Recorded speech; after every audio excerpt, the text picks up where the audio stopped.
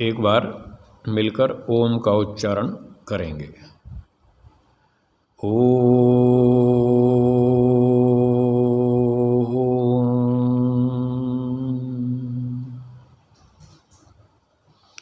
उपस्थित सज्जनों और माताओं, आर्योद्देश्य रत्नमाला पुस्तक का अध्ययन चल रहा था। इसमें हम 27 संख्या तक सिद्धांत पढ़ चुके हैं। अब 28वां सिद्धांत आगे चलेगा। सगुणोपासना, जिसको सर्वज्ञ, सर्वशक्तिमान, शुद्ध, नित्य, आनंद, सर्वव्यापक, एक, सनातन, सर्वकर्ता, सर्वाधार, सर्वस्वामी, सर्वनियंता, सर्वांतर्यामी,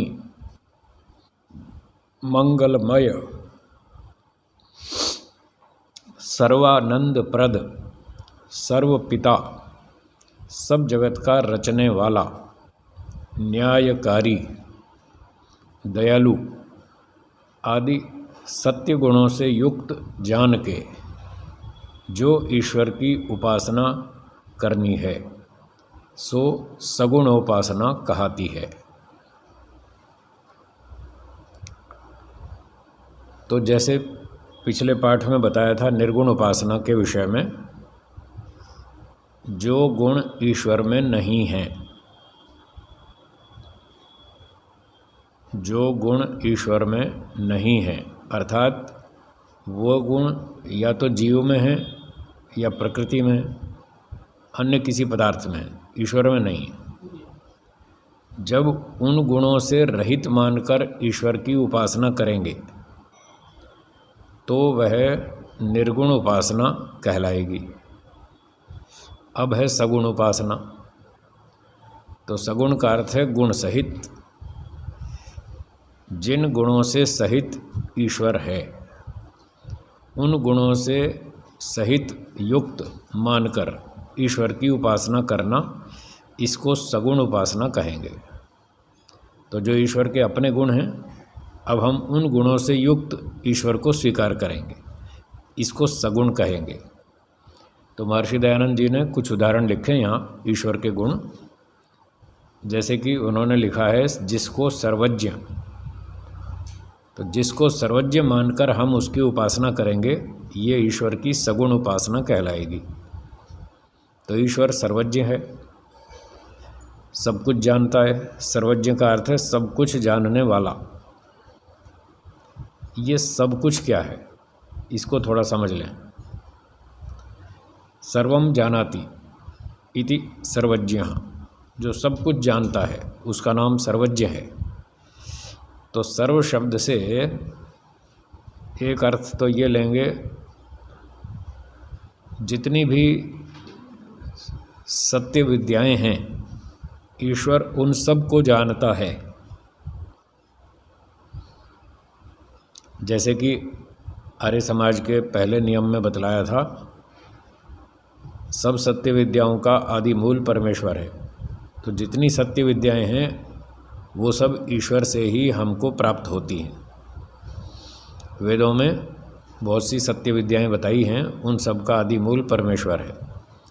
तो सर्वज्ञ में पहली बात ये हुई कि सब विद्याओं को, सब सत्य विद्याओं को जानने वाला ईश्वर है। ठीक है। और दूसरी बात, जितनी भी जीवात्माएं हैं उन सब जीवात्माओं को जानता है। कितनी जीवात्माएं हैं, कहाँ कहाँ रहती हैं, कहाँ कहाँ फैली हुई हैं ब्रह्मांड में, उन सब जीवात्माओं को जानता है। मतलब टोटल संख्या कितनी है। फिर जीवात्माएं क्या क्या कर्म करती हैं, कर सकती हैं, उस कर्मों की सारी सूची को ईश्वर जानता है कि जीवात्मा घटिया से घटिया क्या कर्म करेगा और बढ़िया से बढ़िया क्या करेगा, क्या कर सकता है, उसकी जो क्षमता है, कैपेसिटी, वो पूरी जानता है ईश्वर। तो सर्व शब्द में कर्मों की सूची ये शामिल है। फिर किस कर्म का क्या फल होना चाहिए न्यायपूर्वक, तो फल की जो लिस्ट है वो भी ईश्वर को पता है कि इस कर्म का ये फल देना चाहिए, इस कर्म का ये फल, अच्छे कर्म का अच्छा फल, बुरे कर्म का बुरा फल। तो फलों को भी जानता है। फिर वर्तमान में कौन सा जीव कब कहाँ क्या कर्म कर रहा है, उस वर्तमान में करते हुए को भी जानता है ईश्वर कि इस समय इस व्यक्ति ने यहाँ पर इतने बजे ये काम किया। एक तो लिस्ट को जानना वो अलग चीज़ है, और वर्तमान में कौन क्या कर रहा है उसको जानना, तो ये भी जानता है ईश्वर। सर्वव्यापक है, सर्वज्ञ है, चेतन है, सबको देखता रहता है हमेशा। फिर कितने प्रकार, वो तो फल में आ गई बात, फल को थोड़ा सा और खोल देता हूँ कि कर्मों के आधार पर कितने प्राणी बनाए जा सकते हैं, ये कर्मों का फल है। जातियाँ, मनुष्य, पशु, पक्षी, कीड़े मकोड़े, वृक्ष, वनस्पति, समुद्री जीव, जंगली जानवर, फिर उनकी अपनी अपनी बहुत सी वैरायटीज़ होती हैं। सैकड़ों प्रकार की, हज़ारों तरह की चींटियाँ हैं, 20-50 प्रकार के कुत्ते हैं, उनकी अपनी अपनी अलग अलग जातियाँ हैं। कुत्ते में भी उपजातियाँ हैं, कोई अल्सेशन कुत्ता है, कोई पग नाम से है, कोई ऐसे अलग अलग नाम के कुत्ते हैं, कोई बुलडॉग है। ऐसे जितने भी ये सारे प्राणी हैं उनकी सब वैरायटी ईश्वर जानता है। ठीक है। और फिर आगे बात है प्रकृति की। प्रकृति में सत्व, रज और तम कितने परमाणु हैं वो सब जानता है, टोटल संख्या परमाणुओं की। सत्व गुण में क्या क्या विशेषताएं हैं, उन सारी विशेषताओं को ईश्वर जानता है। रजोगुण में कितनी विशेषताएं हैं उनको भी जानता है। तमोगुण में कितनी विशेषताएं हैं उनको भी जानता है।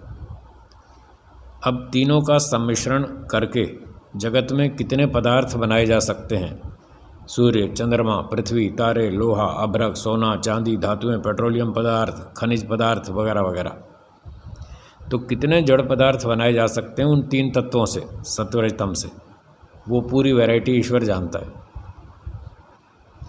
फिर वो वस्तु बनाने से क्या क्या प्रभाव बनेंगे उसके, जैसे अग्नि बनाएंगे तो गर्म होगी, पानी बनाएंगे तो वो ठंडा होगा, पानी से फिर क्या क्या चीज़ें बन सकती हैं, बर्फ़ बन सकती है।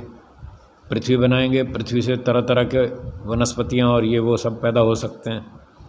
इस तरह से वो सारी पदार्थों को, सारे पदार्थों को, सारी वस्तुओं को ईश्वर जानता है कि क्या क्या बनाया जा सकता है और उससे क्या क्या लाभ हो सकते हैं। उन पदार्थों से क्या क्या हानियाँ हो सकती हैं उसको भी ईश्वर जानता है। मान लो संख्या बना दिया, संख्या एक विष को कहते हैं, जहर, तो उस संख्या नामक जहर से कौन से रोग की चिकित्सा की जा सकती है, ये तो उसका फ़ायदा हो गया।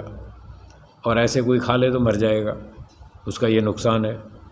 कच्चा जहर खा ले तो नुकसान हो जाएगा, उसको शुद्ध करके औषधि के रूप में प्रयोग करेंगे तो लाभकारी है। तो इस तरह से क्या क्या हानियाँ, क्या क्या लाभ हो सकते हैं, वो सारी बातें ईश्वर जानता है। तो ये सर्वम शब्द का अर्थ हुआ, इतना सब कुछ ईश्वर जानता है, उसका ज्ञान पूर्ण है, कोई कमी नहीं है। और अपने अंदर ईश्वर में बहुत सारी विद्याएं हैं, बहुत सारा ज्ञान विज्ञान है, अपने गुणों को भी ईश्वर जानता है। तो इस तरह से सभी तीनों पदार्थों के गुणों को ईश्वर जानता है। ईश्वर अपने गुणों को भी जानता है, जीवात्मा के भी और प्रकृति के भी। इन सब के गुणों को, कर्मों को, स्वभावों को ईश्वर जानता है। ये सर्वज्ञ का अर्थ हुआ। इस प्रकार से कोई बात ईश्वर से छुपी हुई नहीं है, सब कुछ जानता है वो। हाँ, एक बात यहाँ और ध्यान देने की है, कई बार ये जब सर्वज्ञ की चर्चा चलती है तो कुछ लोग ऐसा बोलते हैं कि कौन व्यक्ति कब कहाँ क्या कर्म करेगा भविष्य में, ईश्वर वो भी जानता है। मतलब आज जैसे मान लो 2021 चल रहा है, सन 2021 और मई का महीना है, तो आगे 6 महीने बाद, 2 साल के बाद, 3 साल के बाद हम क्या करेंगे, कौन व्यक्ति क्या कर्म करेगा, 26 अक्टूबर 2023 को कौन क्या करेगा, वो ईश्वर सब जानता है, पहले से निर्धारित है। ऐसी जो लोगों की मान्यता है ये गलत है, ये झूठ है। वो इस बात को नहीं जानता तो फिर किसी ने कहा फिर सर्वज्ञ कहाँ हुआ जब नहीं जानता तो इसका उत्तर ये है, 2 बातें हैं ध्यान देने की। एक तो ये है कि 26 अक्टूबर को शाम को 4 बजे मैं क्या करूँगा, आप क्या करेंगे, ना तो मैंने अभी डिसाइड किया, ना आपने कुछ सोचा, कोई निर्णय नहीं किया। 26 अक्टूबर 2023 शाम को 4 बजे हमने कुछ निर्णय नहीं किया। जब तक हम सोचते नहीं, विचारते नहीं, योजना नहीं बनाते, निर्णय नहीं करते, तब तक ईश्वर को नहीं मालूम कि हम उस दिन 4 बजे क्या करेंगे। जब हम योजना बनाएंगे कि 2 वर्ष बाद 26 अक्टूबर को हम ऑस्ट्रेलिया जाएंगे या अक्टूबर के महीने में ऑस्ट्रेलिया में रहेंगे, ऐसा योजना बना ली, तो जब योजना बनाएंगे तब ईश्वर जानेगा कि इसने अक्टूबर में ऑस्ट्रेलिया जाने की योजना बनाई है। जब तक हम योजना नहीं बनाएंगे तब तक उसको नहीं मालूम। जब हम योजना बनाएंगे तब वो जान लेगा कि इसने ऐसी योजना बनाई है। पर इस बात की कोई गारंटी नहीं है कि हम जाएंगे ही। हो सकता है 2 महीने बाद फिर हमारा विचार बदल जाए, हम अपनी योजना कैंसिल कर दें, नहीं जाएंगे। परिस्थितियाँ कुछ भी बदल सकती हैं, जैसे आजकल कोरोना की चल रही स्थिति, तो 2 साल पहले किसी ने सोचा थोड़ी था कि ऐसे कोरोना की स्थिति आ जाएगी, लॉकडाउन हो जाएगा, सब लोग घर में रहेंगे, हैं, बाज़ार बंद हो जाएंगे, कर्फ्यू लगेगा, लॉकडाउन हो जाएगा, कुछ नहीं सोचा था। तो परिस्थितियाँ बदलती हैं, योजनाएं बदलती हैं, इसलिए पहले से हम कुछ नहीं कह सकते कि जो हमने योजना बनाई है ये सफल होगी या नहीं होगी। यदि हमारी योजना बदलेगी तो ईश्वर उसको भी जान लेगा कि परिस्थितियाँ बदल गई हैं, इन्होंने अपनी योजना बदल दी है, अब ये नहीं जाएंगे। तो इस प्रकार से हमारी उस दिन की घटना को ईश्वर पहले से नहीं जानता। तो फिर लोग पूछते हैं जब नहीं जानता तो सर्वज्ञ कैसे हुआ, ये उसमें कमी आ गई कि वो नहीं जानता। तो हम इसका उत्तर ये देते हैं कि 2 बातें हैं। एक है कि उस दिन क्या घटना होगी उसको जानना, अर्थात 26 अक्टूबर को मैं क्या करूँगा इस बात को जानना।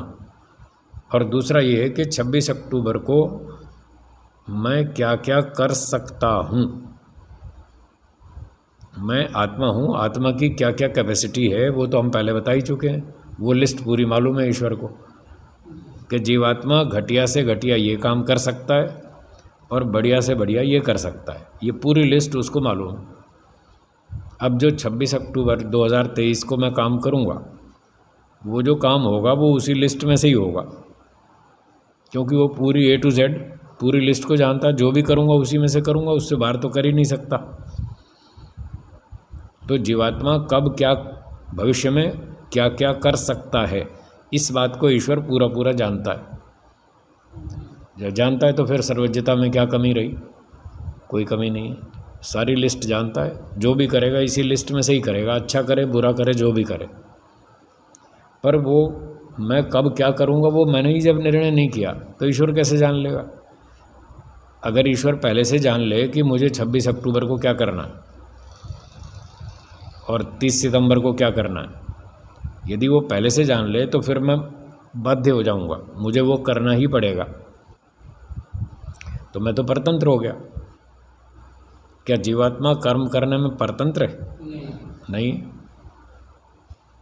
इसलिए वो नहीं जानता। हम स्वतंत्र हैं, हम अपनी योजना कभी भी बदल सकते हैं, कुछ भी योजना बना सकते हैं। तो इसलिए हम कब कौन क्या करेगा वो पहले से ईश्वर नहीं जानता, पर हम क्या क्या कर सकते हैं वो जानता है। इसलिए उसकी सर्वज्ञता में कोई कमी नहीं है, वो उसमें पूर्णता है। और इस तरह से स्वीकार करने पर हमारी स्वतंत्रता भी बनी रहेगी। हम अपने कर्म करने में स्वतंत्र हैं, जब जैसी इच्छा होगी वैसी योजना बना लेंगे, वैसा काम कर लेंगे। तो स्वतंत्रता भी बनी रहेगी, उसकी सर्वज्ञता भी बनी रहेगी, दोनों बातें ठीक हो जाएंगी।